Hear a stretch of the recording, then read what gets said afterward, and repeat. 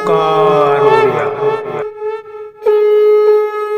नमस्कार फ्रेंड्स, ओंकार ओडिया चैनल रे आपण मानक स्वागत। फ्रेंड्स, आज एक क्षुद्र भिडियो रे एभली एक शक्तिशाली जिनस को शेयर करने पे जाउची, जाकु कि आपण माने निजर मुखरे रखिकरी जेकोसी व्यक्ति को आपण देखा करिवे, से जे भली प्रकृतिर पुरुष व नारी होइथाउ ना काहेकि आपणकर वश्यता स्वीकार करिवो। एहाकु आपण माने निजर जे भली भाबरे व्यक्तिगत प्रेम क्षेत्र रे व्यवहार करि परिबे, सेहि भली पारिवारिक स्नेह प्रेम संपर्क रे मध्ये व्यवहार करि परिबे, किंबा आपणकर चाकरी वृत्ति क्षेत्र रे उपरिस्थ ऑफिसर को हाथ मुठा रखि परिबे एवं व्यवसाय वाणिज्य स्तर रे मध्ये आपणकर एही शक्तिशाली उपाय को अवलंबन करी निजर व्यवसाय को बढ़ाई परिबे। अथवा सामाजिक क्षेत्र रे आपण जदि कौनसी नारी बा पुरुष को आपणकर व्यक्तिगत कल्याण निमंते एही शक्तिशाली उपाय को अवलंबन करती, तेबे सेही व्यक्ति नारी बा पुरुष आपणकर संपूर्ण वश्यता स्वीकार करिवो। अत्यंत चमत्कार शक्तिशाली उपायटी, जहा माध्यम कि जेकोसी व्यक्ति सहजरे कौन सी व्यक्ति को करायत्त करि परिबो। तेबे এই अमूल्य तथ्य को आपन सह शेयर करने पूर्व क्षुद्र निवेदन, जदि आपण आज प्रथम बार करके चैनल पाद दैचंती एवं एई भली तंत्र मंत्र वीडियो रे आपन रुचि रहिछि,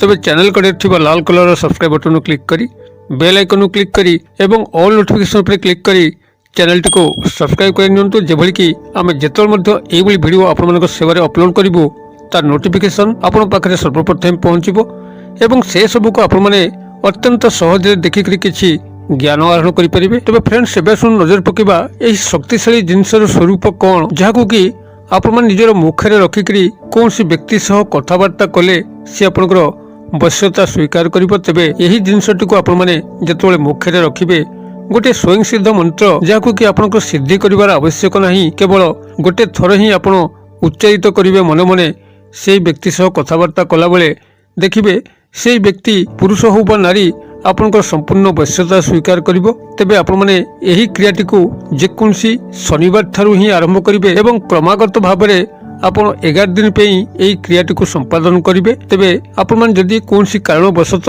एही 11 दिन मध्यरु कोनसी गोटे दिन बा 2 दिन सेही व्यक्तिक सह न मिसी पारिले एवं आपण माने एही क्रियाटी को संपादन करिया पे अक्षमता हेले, तेबे सेही गोटे बा 2 दिन आपण सेही व्यक्तिकर फोटो जदि आपनकर मोबाइल रे थाए, तेबे आपण ताकू सामने रखी मध्य क्रियाटी को संपादन करि परिबे। तेबे आपण मन चेष्टा करिवे सेही व्यक्ति सह एई 11 दिन जेमिति हेले आपण मिलन हेबे एवं तांका सह कथाबार्ता एई शक्तिशाली उपाय को अवलंबन करि ही करिवे। तेबे जदि कोनसी कारणवशत जेटा मु आपण संगे शेयर कली, जदि तांका सह भेट आपनकर न होई पारला, तेबे आपण दिने किंबा 2 दिन एई 11 दिन मध्यरु तांकर फोटो साहाय्य आपण माने क्रियाटी को संपूर्ण संपादन करि परिबे। तेबे आपण माने सकाल समय अपराह्न भितर ही आपण मानक क्रियाटी संपादन करिया पड़िबो। संध्या परे आपण माने क्रिया को संपादन कले आपण फलवान हेबे नहीं। अतबे प्रभात समय सूर्यास्त भितर ही आपण माने सही व्यक्ति पुरुष व नारी को आपनकर देखा करिवार अछि एवं तांकर साक्षात हेला परे जतबेले आपण तांकर सह कथाबार्ता करिवे, एही शक्तिशाली जिंस को आपण माने पार्टी रे रखिबे एवं एही स्वयं सिद्ध मंत्र को आपण माने गोटे थर उच्चारित करिवे मन मने।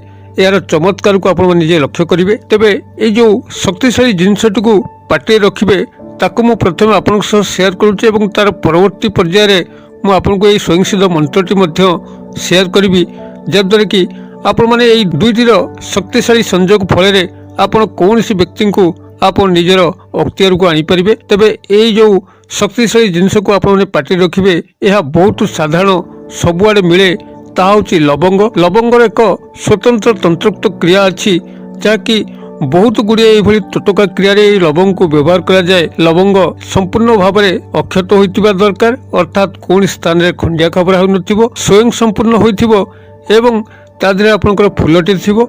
आपण माने एही क्रियाटी को जेतबेले संपादन करिया पे जिबे, लवंगटी को तो आपण माने पार्टी रे रखिबे। तेबे जेतबेले आपण माने क्रियाटी को संपादन करि सारचंती, आपण पार्टी रो लवंगटी को बाहर करी तार जो फूल अंश अच्छी आपन ताकू बाहर कर देकरी अवशिष्ट आपन ताकू खाइया को पड़िबो। एई बली भाव में 11 दिन पे आपन 11 गोटी लवंग को ही व्यवहार करिवे एवं प्रत्येक थर आपण माने सेही व्यक्ति को देखा करी एई लवंग सह एही क्षुद्र मंत्र को आपण माने मन मन आवृत्ति कर सारला परे लवंगटी को आपण माने चोबेकरी खाई देबे एवं एहार चमत्कारिता को आपण माने लक्ष्य करी चलिबे। से व्यक्ति आपण को पछरे एभली पागल प्राय अवस्था तर आसीबो, ଆପଣଙ୍କୁ ଆଉ ଛାଡ଼ିକିରି ରହିପାରିବ ନାହିଁ। ଆପଣଙ୍କର ଆଗରେ ପଛରେ ବୁଲିବା ପାଇଁ ଲାଗିବ। ଆପଣ ତାକୁ ଯାହା କହିବେ ସେ ତାକୁ ତତ୍କାଳ ପାଳନ କରିବ। ତାହା ମାଧ୍ୟମରେ ହେଉ କିମ୍ବା ତା ଠାରୁ ହେଉ ଆପଣ ଯାହା ମଧ୍ୟ ଆଶା କରିବେ ତାହା ଆପଣଙ୍କୁ ନିଶ୍ଚିତ ଭାବରେ ପ୍ରାପ୍ତ ହେବ। ତେବେ ଏହି ଶକ୍ତିଶାଳୀ କ୍ରିୟାଟିକୁ ଆପଣମାନେ କୌଣସି ମନ୍ଦ ଲାଳସା ଉଦ୍ଦେଶ୍ୟରେ ପ୍ରୟୋଗ କରିବା ଅନୁଚିତ। ଆପଣମାନେ ସେହି ସମୟରେ ଏହାକୁ ପ୍ରୟୋଗ କରିବେ ଯେତେବେଳେ କୌଣସି ନାରୀ ବା ପୁରୁଷଙ୍କୁ ଆପଣ ସେହିଭଳି ଗଭୀର ଭାବରେ ଚାହୁଁଛନ୍ତି। ତାଙ୍କର ସ୍ୱାର୍ଥକୁ ଆପଣ ଦୃଷ୍ଟିରେ ରଖିକରି ଆପଣମାନେ ଏହି ପ୍ରୟୋଗଟିକୁ କଲେ ତାଙ୍କର କୌଣସି କ୍ଷତି ହେବ ନାହିଁ ଏବଂ ଆପଣଙ୍କର ଲାଭ ମଧ୍ୟ ହେବ। ଅତଏବ ସର୍ବଜନ କଲ୍ୟାଣକାରୀ କ୍ରିୟା ଯଦି ଆପଣମାନେ ଏହାକୁ ବ୍ୟବହାର କରନ୍ତି ତେବେ କାହାର କିଛି କ୍ଷୟକ୍ଷତି ହେବାର ନାହିଁ। ଯଦି ଆପଣ ପ୍ରେମ ପ୍ରଣୟକୁ ସଫଳ କରିବା ପାଇଁ ହେଉ କିମ୍ବା ବିବାହ କରିବା ପାଇଁ ହେଉ ଯଦି ଆପଣମାନେ ଏହାକୁ ବ୍ୟବହାର କରନ୍ତି ସେଭଳି ଯଥୋଚିତ ଜାଗାରେ ବ୍ୟବହାର କରିବେ, ଯେଭଳିକି ସେହି ପୁରୁଷ ବା ନାରୀଙ୍କୁ ଆପଣ ଯେତେବେଳେ ବିବାହ ବନ୍ଧନରେ ଆବଦ୍ଧ କରିବେ ଯେଭଳିକି ତାଙ୍କର କୌଣସି ବ୍ୟକ୍ତିଗତ ମାନ ମର୍ଯ୍ୟାଦାକୁ ଆପଣମାନେ କ୍ଷୁଣ୍ଣ ନ କରନ୍ତି ସେଥିପ୍ରତି ଦୃଷ୍ଟି ଦେବେ। ଆପଣଙ୍କର ସମକକ୍ଷ ଜାଗାରେ ଏବଂ ସମମର୍ଯ୍ୟାଦା ଜାଗାରେ ଆପଣମାନେ ଏହି ଶକ୍ତିଶାଳୀ ପ୍ରୟୋଗକୁ ବ୍ୟବହାର କଲେ ସମସ୍ତଙ୍କର ଲାଭ ହିଁ ଲାଭ ହେବ। ତେବେ ଆପଣମାନେ ଯେତେବେଳେ ଲବଙ୍ଗଟିକୁ ମୁଖରେ ରଖିବେ ଏବଂ ସମ୍ପୃକ୍ତ ବ୍ୟକ୍ତି ପୁରୁଷ ବା ନାରୀଙ୍କ ସାମ୍ନାକୁ ଯିବେ ତାଙ୍କ ସହ କଥାବାର୍ତ୍ତା କରିବେ, ଏହି ଯେଉଁ ମନ୍ତ୍ରଟିକୁ ଆପଣମାନେ ଗୋଟେ ଥର ଉଚ୍ଚାରିତ କରିବେ ଯାହାକି ସ୍ୱୟଂ ସିଦ୍ଧ ଅଟେ। ଏହାକୁ ସିଦ୍ଧି କରିବାର ଆବଶ୍ୟକ ହିଁ ପଡ଼ିବ ନାହିଁ, କେବଳ ଏକ ଥର ହିଁ ମନ୍ତ୍ରକୁ ଉଚ୍ଚାରିତ କରିବେ ଏବଂ 11 ଦିନରେ ଆପଣ ମାତ୍ର 11 ଥର ହିଁ ଏହି ମନ୍ତ୍ରକୁ ଉଚ୍ଚାରିତ କରିବେ। ସେ ମନ୍ତ୍ରଟି ମୁଁ ଆପଣଙ୍କୁ ଆସ୍ତେ ଆସ୍ତେ ଡାକୁଛି, କାଗଜ କଲମ ବାହାର କରିକି ଟିପି ନିଅନ୍ତୁ, ଯାହାଦ୍ୱାରା କି ଆପଣଙ୍କୁ ଏହି କ୍ରିୟାର ସମ୍ପୂର୍ଣ୍ଣ ସମ୍ପାଦନ ପାଇଁ ଅତ୍ୟନ୍ତ ସହାୟକ ହେବ। ଲେଖନ୍ତୁ, ମୁଁ ଆସ୍ତେ ଆସ୍ତେ ଆପଣଙ୍କୁ ଏହି କ୍ଷୁଦ୍ର ଶକ୍ତିଶାଳୀ ସ୍ୱୟଂସିଦ୍ଧ ମନ୍ତ୍ରଟିକୁ ଡାକୁଛି, ଯାହାକୁ କି ଆପଣମାନେ ପାଟିରେ ଲବଙ୍ଗ ରଖିକରି ଏହାକୁ ଗୋଟେ ଥର ଲେଖା ଉଚ୍ଚାରିତ କରିବେ। ମନ୍ତ୍ରଟି ଆପଣଙ୍କର ଏଇଭଳି ରହିବ, ଓଂ ନମଃ ଭାସ୍କରାୟ ତ୍ରିଲୋକ ଆତ୍ମନେ ଅମୁକଂ ବଶ୍ୟଂ କୁରୁ କୁରୁ ବସଟ୍ ସ୍ୱାହା।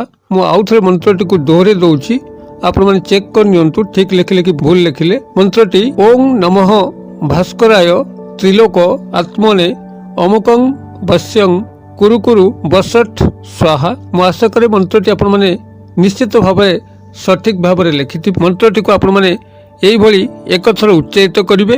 ଲବଙ୍ଗଟିକୁ ପାଟିରେ ରଖିକରି ସ୍ୱୟଂ ସମ୍ପୂର୍ଣ୍ଣ ଲବଙ୍ଗଟିଏ ହୋଇଥିବ, ଆଦୌ ଖଣ୍ଡିଆ ଖାବରା ହୋଇନଥିବ ଏବଂ ତାର ଫୁଲ ଥିବ ଏବଂ ମନ୍ତ୍ରଟିକୁ ଆପଣମାନେ ଏକବାର ଉଚ୍ଚାରିତ କରିସାରିଲା ପରେ ଲବଙ୍ଗଟିକୁ ପଦାକୁ କାଢ଼ିବେ।